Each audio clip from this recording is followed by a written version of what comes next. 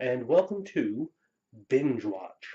I had meant to do another one of this show before now, but it just kind of worked out that I didn't really have the time to get into it. And please, I apologize for my voice. I'm still recovering from being a little bit sick. However, today we're back with Binge Watch, and we're back with the second Marvel Netflix production, Jessica Jones, which was released just this Friday gone by.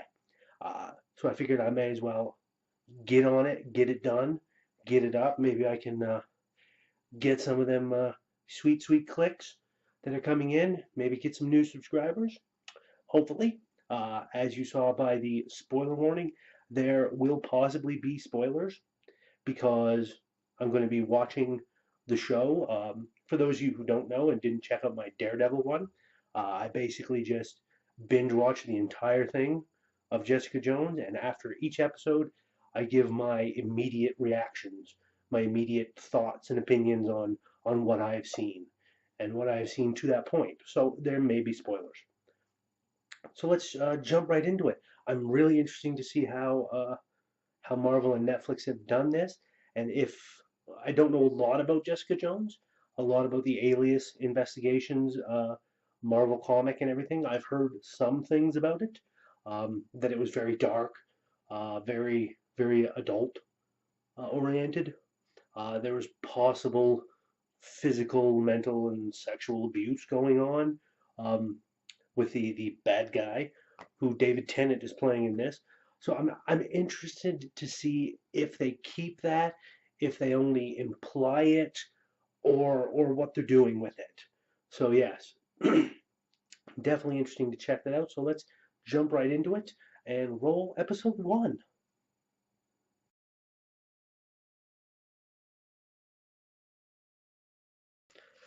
Okay, so first episode, and it's already starting off with a very different feel from Daredevil. Daredevil kind of had this theme of crime and punishment, justice, and so on.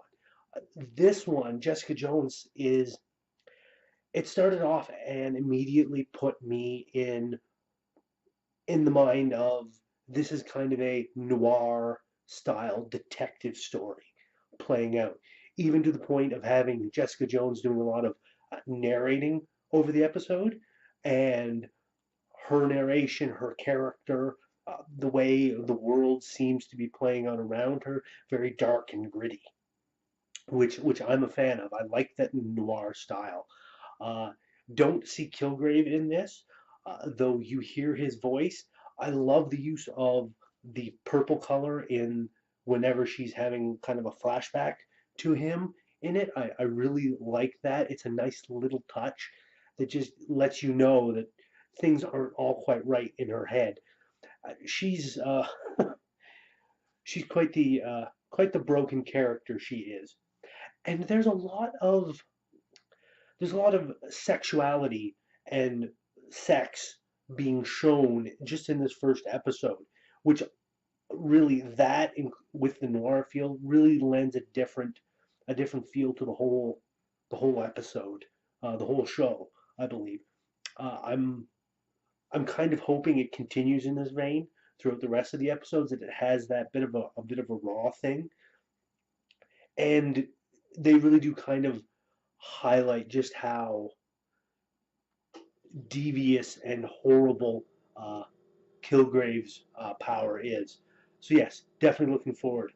Let's go to the next episode.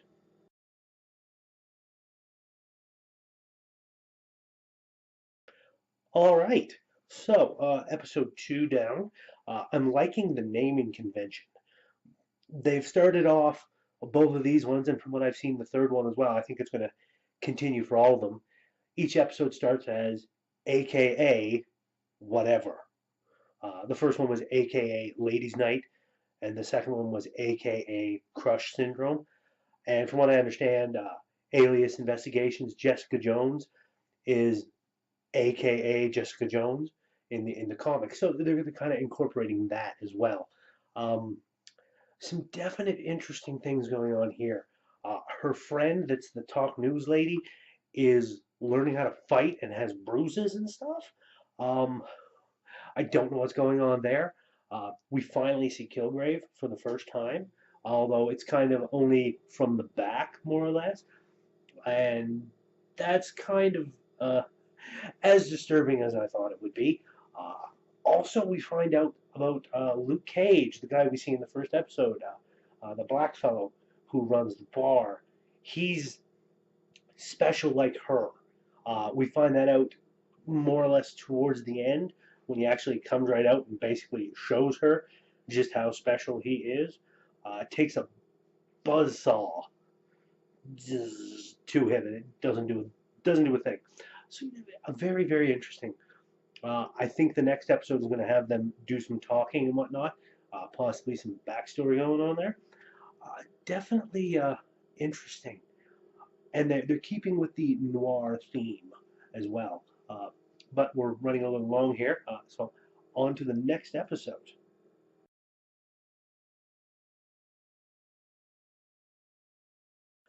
Okay, so now we've seen Kilgrave from the front. Now he's actually shown up, um, and Jessica's run into him.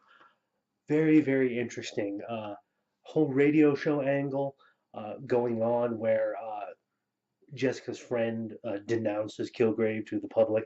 Got tricked into it, in fact, by the prominent lawyer that Jessica's kind of got to defend the young lady from the first episode. Um, a lot of interesting things.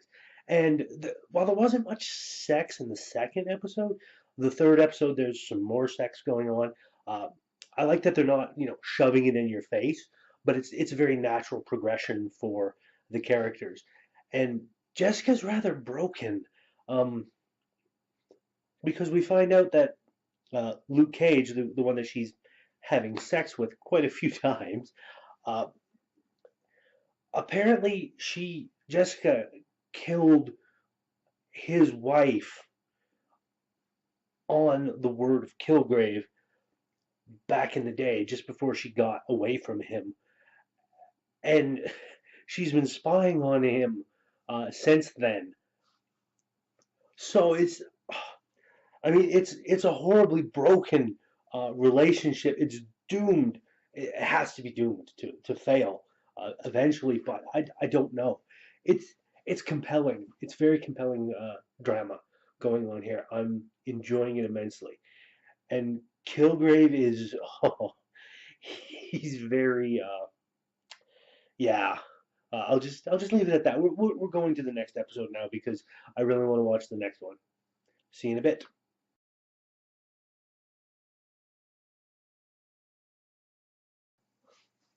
Okay, so interesting episode there. Number four. Uh, Definitely some interesting things going on. There's a bit of a possible romance building between Jessica's friend Trish and the cop that tried to kill her. Jessica's looking for whoever's been spying on her that she found out, and she finds out at the end of the episode, and I should have seen that coming, but I didn't. So kudos to the creators for setting that up the way they have. The really interesting thing was the new case that she kind of took on about this supposed grieving widow, or not widow, listen to me, grieving wife, thinks her husband's cheating on her. Um, it ends up being not what she suspects, that is something that Kilgrave has gotten to this woman is sending her after him. Instead, this woman is angry at gifted people, like because of the incident that happened in New York back in the Avengers and stuff like that. She is angry at them because her mother died in that incident and is trying to lure Jessica Jones into this trap to kill her because of her anger. So that's interesting. I like that even this far past the Avengers, they're still tying things into that. It also kind of goes along with Agents of S.H.I.E.L.D. because there's a lot of distrust of superpowered people playing in that. they're kind of including it in here. Even if this is only the only time that they do it, it's a nice little callback. I like that. So yes, on to the next episode.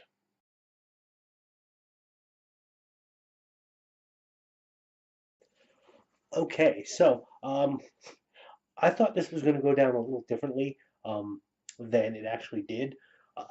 The Trish, her friend, and Jessica, and the cop that tried to kill Trish, a Simpson, I think his name is Donnie or Daniel Simpson. I'm not entirely sure, can't remember, but they all got together and worked to catch Kilgrave, and they actually got the drop on him and drugged him, got him into a van, and was driving to a safe house. And the course of this episode is all really interesting because it's all surveillance and her following him and so on. And then find out he had a special tactical team hired to come after him and watch over him in case he ever did happen to get drugged and lose his powers. So really, eh, they ended up saving him, and there's this whole little bit near the end of the episode that really kind of highlights Kilgrave and his control, because he agrees to not go after the junkie friend of hers that had been spying on her uh, if she does his job for him and sends him a picture every day. Uh, and there's a moment where she's listening to him talk where you're thinking that she's going to do it. She's actually going to do it. And um, she ends up hanging up on him, but still sends him a picture a little bit later. Uh, it's it's hard to know how much he's still in her head. And before I sign off, because I keep running long on these things, I guess this show is really interesting to me. But the way it's set up, like I mentioned it in the first, that it was making me think of a noir detective story, and it really is. Over the course of these 5 episodes so far, it's really hitting home that vibe of being a private investigator, walking the beat, doing the job, doing the grunt work. They're not shying away from that. They're showing a fair bit of that in all the episodes, and I really like that. It's making it all quite interesting. So on to the next episode.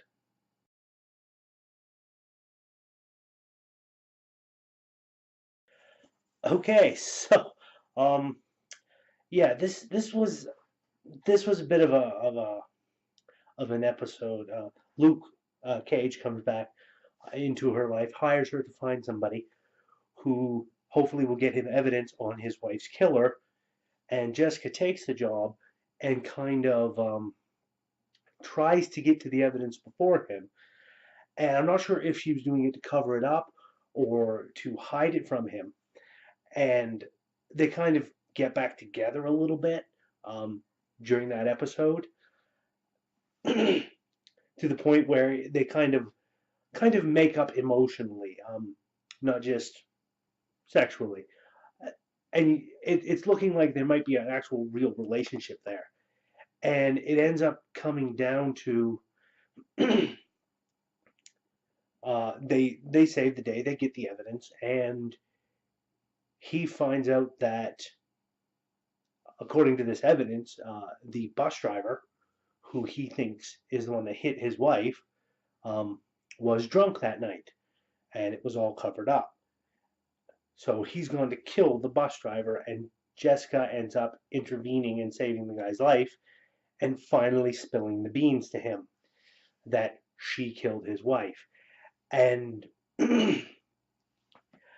he takes it badly, which he should. I mean, that is an extremely messed up thing for her to have done. Uh, like I've said, I mean, they really are highlighting that Jessica Jones's character is severely broken and traumatized and messed up from her time with Kilgrave. And they're doing an amazing job of portraying this in the series. I'm quite impressed with it. And it seems to be as adult as what I've heard the original comics were. So they're not shying away from it. There's not as much swearing, I don't think, and there's definitely not as much promiscuous sex. It's all tastefully done, I guess you could say. You don't really see a lot, even though you kind of do. It's one of those primetime television type sexual scenes when they do have them. But yeah, definitely darker and grittier. And I'm gone way overboard on this little segment, so on to the next episode.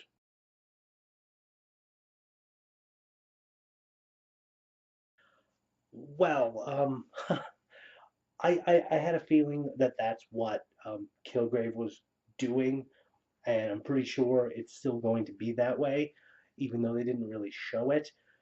But oh my God, that man is evil, and David Tennant is playing him perfectly, perfectly evil. Uh, he is so disturbing in the portrayal. I mean, Vincent D'Onofrio as the Kingpin was really menacing and whatnot, but Kilgrave is that subtle evil that you have no defense against, really.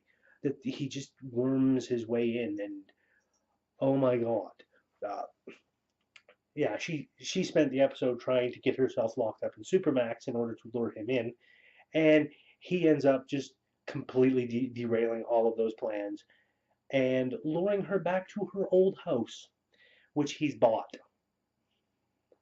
I'm pretty sure in the next episode here, I'm going to see that he's got it set up exactly as it was when she used to live there. And that's disturbing. So, yes, on to the next episode.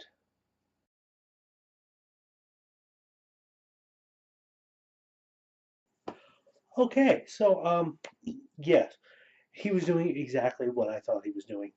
He's got her old house all set up the way it used to be and has managed to convince her to live with him um, of her own free will, which really raises an interesting question in my mind, at least. I mean, is it really free will if you're still doing it because he wants you to, regardless of whether he's controlling you or not? It's absolutely fantastic episode. Jessica actually tries to make him into a hero, which he completely takes the wrong way. And we end up finding a little bit more about his past and how he was created. And then, just when I think she's deciding to try and make him be a better person, trying to guide him a little more, she ends up tricking him, drugging him, and kidnapping him uh, right at the end of the episode.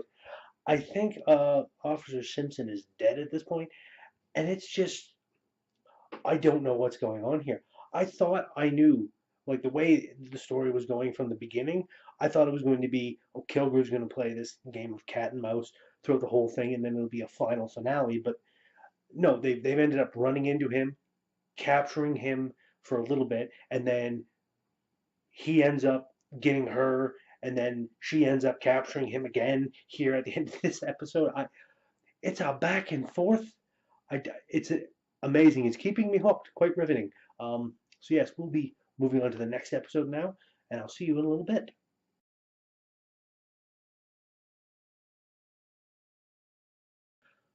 Okay. So, Kilgrave's parents are here. Jessica managed to track them down, brought them to him to get evidence of his powers on tape, witnessed by one of the police officers, the one that was kind of interested in her in the first one and one of the other episodes. And there was a lot of people there. There was Kilgrave, the parents, Jessica, the police officer, Trisha, her friend, uh, Hogarth, the lawyer. They were all there. And things kind of exploded, and all kinds of interesting things happened. Um, there was evidence on tape of his power, which is very interesting. I'm not sure how that's going to play in, but um, yeah, I kind of thought this might be the case, but I wasn't 100% sure until the end of this episode. So, major spoiler if you haven't seen it yet. She is apparently immune to his ability now. I think maybe she built up a resistance to it, fighting it for so long. But she knows this now, and I believe Kilgrave also knows this. So we're down to, I think, 4 episodes 10, 11, 12, 13. Yeah, I think 4 episodes are left in it, and it's coming down to the end game. So can't wait to see what's coming next.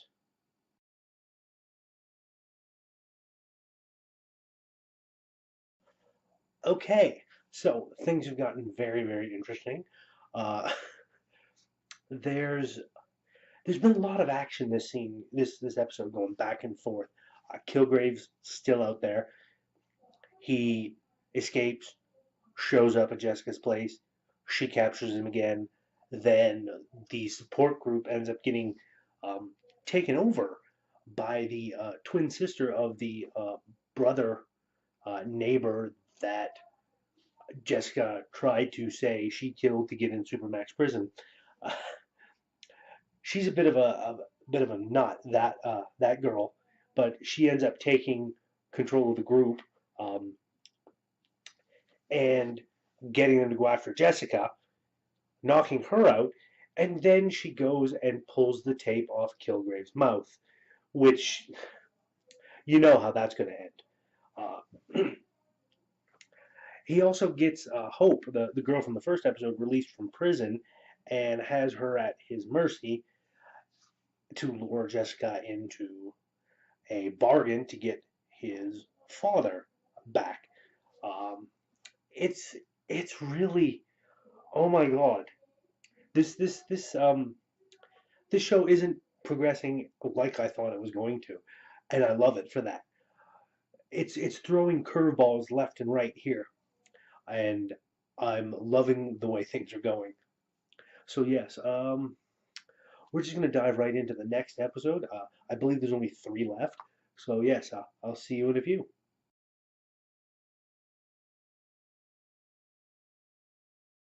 Okay, so episode 11 is now down.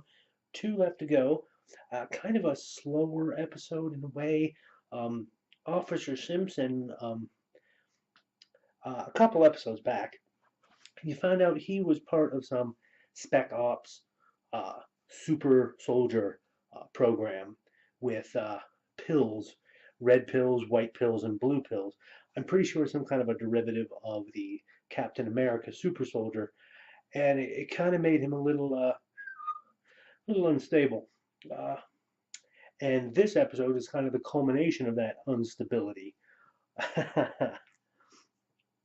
And Trish, the friend who Jessica, who can we saw in earlier episodes, is kicking much ass, um, and is a pretty tough lady. She ends up taking one of those pills to help fight off Simpson, and that is really rather interesting. Apparently, I've heard that she is that particular character in the comics was like a Hellcat or something. Regardless, it's a rather interesting episode. No Kilgrave in this one. He's been mysteriously absent. Um, but yes, it's all slowly coming together. And then right at the end of the episode, uh, Luke comes back. Um, and I think Kilgrave bombed his bar, which of course didn't kill him because he's Luke Cage. He's pretty tough.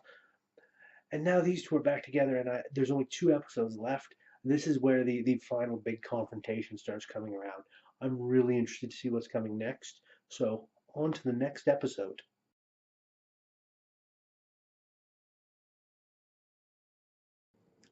Well, that was an interesting 12th episode.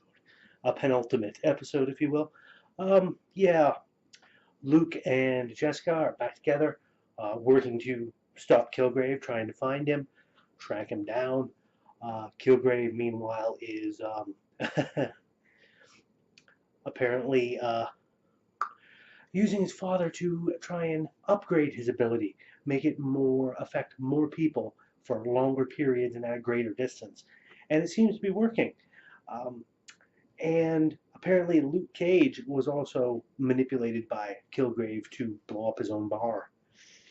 Yeah, things kind of go from there. There's a little bit going on with Trish's mother. They mentioned an IGH, um, which was involved in Officer Simpson's abilities and may possibly be involved in Jessica's as well. Not sure about that. And uh, I really don't want to spoil how the last two episodes um, end up, but I did say we were going to be talking about spoilers some. So yeah, it turns out Luke Cage has been manipulated by Kilgrave all throughout this episode. Was spouting words at Jessica, kind of making up with her on his orders, and there's a bit of a brawl between Luke Cage and her at the end while Kilgrave makes his escape. And that's the ending of the ending of the episode is when she shoots him in the bottom of his jaw with a shotgun, basically knocking him out because he's got unbreakable skin. He can't be hurt like that. So he's knocked out. She's probably going to be on the warpath trying to get Kilgrave. It's set up for a nice big showdown between those two. There's mention in the preview for the last episode that somebody in the neighborhood helps out. So I'm thinking that might be Daredevil. We might get to see Matt Murdock in here. So yes, on to the last episode. Let's see what it has in store for us.